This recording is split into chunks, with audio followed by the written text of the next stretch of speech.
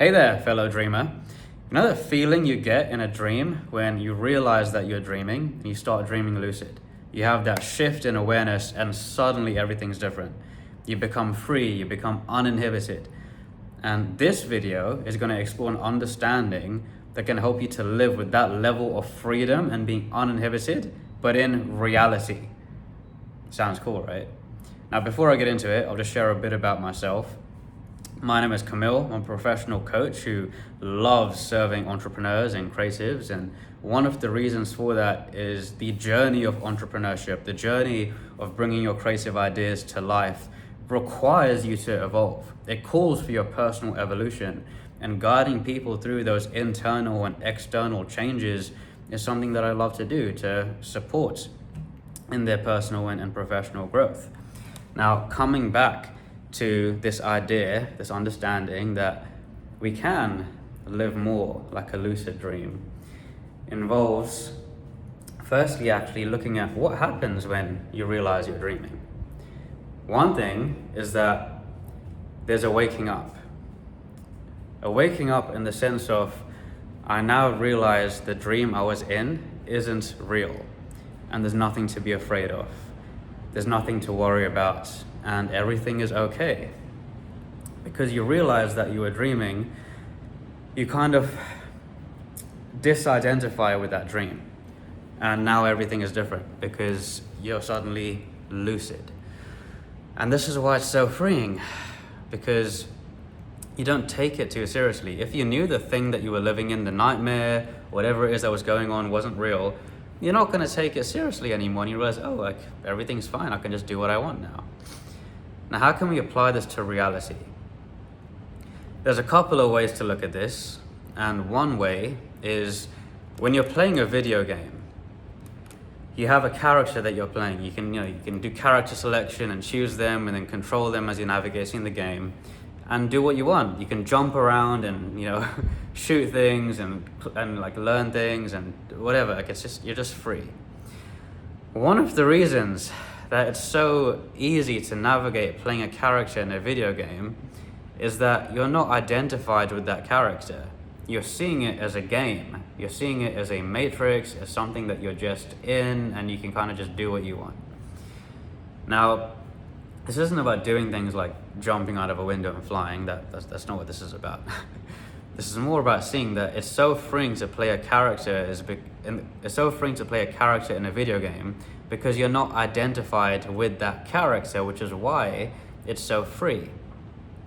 Now, the mistake that we make and the error and the problems start happening when we become overly identified with our character, our self-image, our thoughts and stories about who we think we are and what's available for us and what's possible for us and what our character is like. This is where we get lost and we start to impose limitations on ourselves. You see, this world is abundant. We create limitation through our perceived limitations. Now, how do we disidentify? There's an exercise that I like to do sometimes. You can try it out for yourself. If you go and look in a mirror and just look at yourself, but not from the perspective of this is who I am and this is like the character I'm playing. Go beyond that. Imagine that you're just inhabiting this character. Imagine that you are just inhabiting this character like a vessel, like a video game, and that's it. You're tapping into the space beneath that. You're tapping into the space beyond your character where you realize that you aren't the character. You're the one witnessing it. You're the one inhabiting it. You're the one inside, but not the character. That's powerful. That's observation, not identification. I'm gonna say that again. That is observation, not identification.